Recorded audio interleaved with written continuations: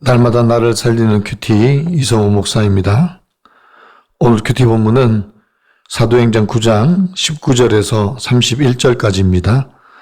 오늘도 주님의 말씀으로 인도하시는 하나님 아버지 감사합니다. 든든히 서가는 교회가 어떤 교회인지 알기를 원합니다.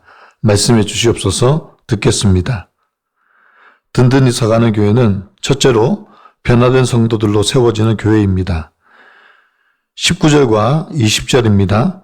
사울이 다메섹에 있는 제자들과 함께 며칠 있을새 즉시로 각 회당에서 예수가 하나님의 아들이심을 전파하니 라고 합니다. 박해자였던 사울이 변하여 이제는 성령이 충만한 사울로 제자들과 함께 며칠 지내며 복음의 열정을 쌓았습니다. 그리고 제자들이 만난 주님을 전해 들었습니다. 그 복음의 감격을 가진 사울은 즉시로 회당에서 예수가 하나님의 아들이라고 전파하기 시작합니다. 회당에서 예수를 전하는 사울을 본 사람들이 다 놀랍니다. 왜냐하면 그들은 사울에 대해서 소문을 들었습니다. 그리고 사울도 다메섹으로 가려는 목적이 이 도를 믿는 자들을 잡아서 예루살렘으로 끌고 오려고 했습니다. 그러나 변화된 사울을 유대인들의 웅성거리는 소리에 상관하지 않고 더욱더 담대히 예수를 그리스도라고 증언하고 있습니다. 그러자 다메섹에 있는 사는 유대인들이 당황합니다. 저는 학창시절에 공부를 잘 하지 못했습니다. 아니, 못한 게 아니라 안 했습니다. 그런데 고3 때 신학을 한다고 하니까 교회 많은 성도님들이 놀랐습니다. 왜냐하면 믿지 않는 가정에서 홀로 신앙생활을 하는 데다 공부도 썩 잘하는 편이 아니라 당혹스러워하는 것 같았습니다. 그런데 훗날 제가 전도사가 되어 그 성도님들을 만났을 때 그들이 저에게 수고와 위로를 전해주었습니다. 얼마나 감사했는지 모릅니다. 이처럼 하나님께서는 변화된 한 사람을 통하여 주의 몸된 교회를 세워가시는 것을 보게 하셨습니다. 23절과 24절입니다. 여러 날이 지나매 유대인들이 사울 죽이기를 공모하더니 그 계교가 사울에게 알려지니라. 그들이 그를 죽이려고 밤낮으로 성문까지 지키거늘 이라고 합니다.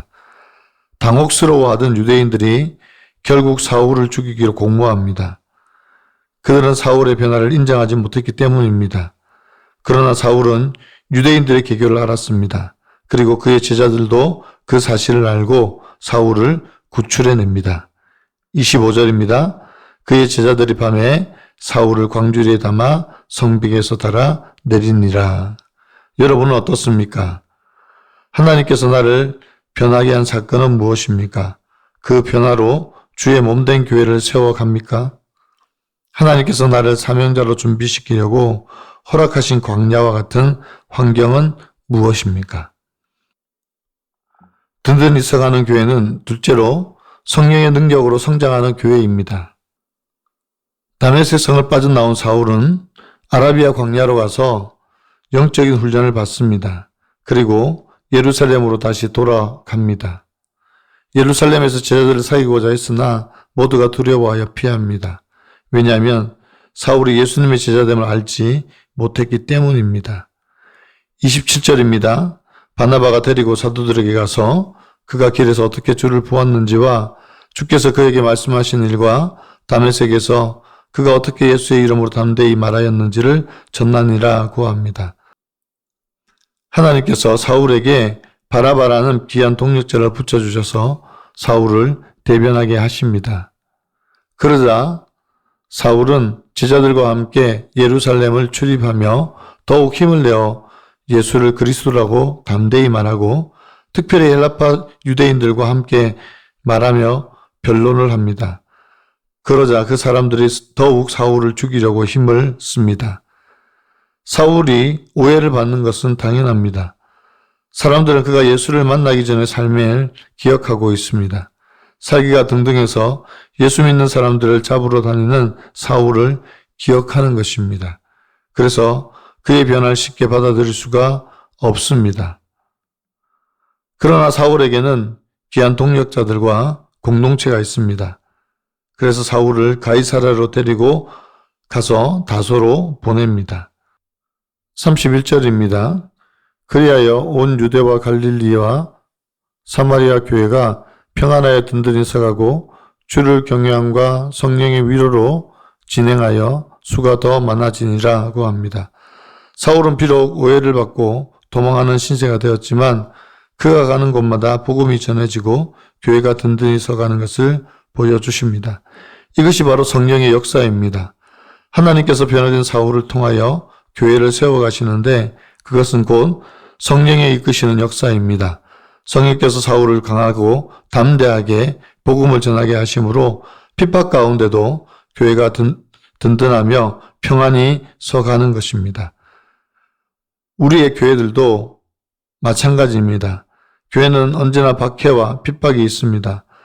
이런 가운데 성령의 역사로 교회는 더욱더 든든히 서갑니다. 초대교회가 그러했듯이 중세교회도 지금의 교회도 박해 가운데 더욱더 성장합니다. 한국교회는 1919년 일제시대에 평양 대부흥을 경험했습니다. 이렇듯 교회는 성령님께서 변화된 저와 여러분을 통하여 평안하고 든든히 세워 가십니다. 적용 질문입니다. 박해와 어려움 가운데 우리 교회와 공동체가 성장한 사건은 무엇입니까? 내가 겉모습에 대한 편견 때문에 다가가지 못하는 지체는 누구입니까? 변화된 지체를 통하여 일하신 하나님의 역사가 무엇인지 나눠봅시다.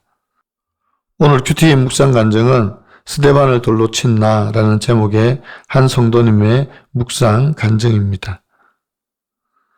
사남 일녀 중 막내인 저는 채색 옷을 입고 특별 대우를 받은 요셉처럼 부모님께 많은 사랑을 받으며 자랐고 저만 대학을 나왔습니다. 외할머니는 동네에서 점을 보셨고 어머니는 매일 정화수를 떠놓고 자식들이 잘 되길 비셨습니다. 또한 종잣집 자손인 저는 때마다 제사 지내는 모습을 보며 성장했습니다. 학창시절에 친구의 전도로 교회는 다녔으나 말씀보다 이성 친구에 빠져 지냈습니다. 교회에서 상처를 받아 떠난 후 그래도 믿는 아내를 만나 결혼했습니다. 하지만 예루살렘에서 예수의 이름을 부르는 사람을 멸하려던 사울처럼 저는 신혼 초에 주일이면 아내를 박해하고 교회에 불을 지르겠다며 협박했습니다. 제가 좋아하는 낚시를 못 가게 하는 아내가 미웠기 때문입니다. 그러다 어린 자녀들이 아빠랑 같이 교회 가는 게 소원이에요 라고 해서 다시 교회에 다니게 되었습니다. 형식적으로 예배에 참석하고 한 달에 한 번은 낚시를 갔습니다. 하나님은 이렇게 변하지 않는 저를 연단하시려고 또다시 교회에서 상처를 받고 떠나는 일을 허락하셨습니다. 그러다 저는 큐티하는 교회 공동체에 속하게 되었습니다. 제자들이 사울을 광주리에 담아 성벽에서 달아내려 보호했듯이 그곳에서 구속사 말씀으로 양육훈련을 받았습니다. 그리고 스데반을 돌로 쳐 죽인 죄인 중의 개수가 바로 저임을 깨달았습니다. 이렇게 회심한 사울처럼 예수님을 만났음에도 제게는 골프 TV 시청과 핸드폰 게임 등 여전히 끊지 못한 중독이 있습니다.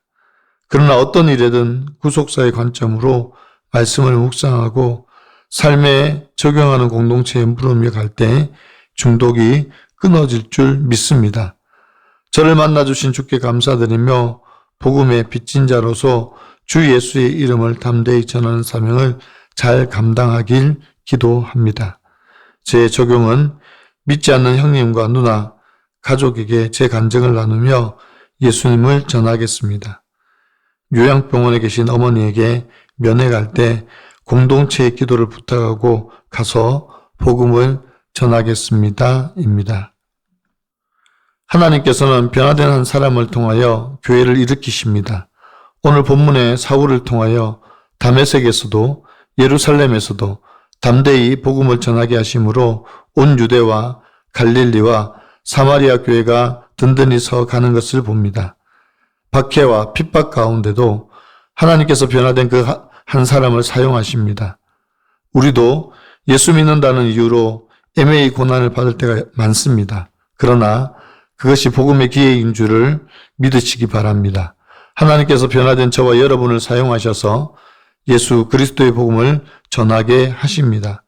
환난과 핍박 가운데 전해진 복음을 통하여 한 사람을 살리고 한 사람을 변화시킬 줄 믿고 그 복음의 일꾼으로 저와 여러분을 세워주시기를 간절히 기도하며 오늘도 승리하는 하루가 되시기를 간절히 축원합니다. 기도드립니다. 하나님, 오늘 든든히 서가는 교회를 보여주시니 감사합니다. 박해와 핍박 가운데도 여전히 주의 몸된 교회는 평안하고 든든히 서가는 것이 봅니다. 때로는 우리의 어려운 환경이 복음의 도구가 되고 우리가 당하는 고난과 환난이 간증이 되어 예수 그리스도를 전하는 도구가 되기를 간절히 소원합니다. 주님, 우리를 사용하여 주시옵소서. 오늘도 각자의 자리에서 변화된 모습을 보이고 담대하게 복음을 증거하며 서로 돌아보아 사랑과 선행으로 격려하며 주의 몸된 교회를 든든히 세워가는 저희가 되기를 간절히 소망합니다. 성령으로 우리를 인도하실 하나님을 찬양하며 감사드리며 예수 그리스도의 이름으로 간절히 기도하옵나이다. 아멘.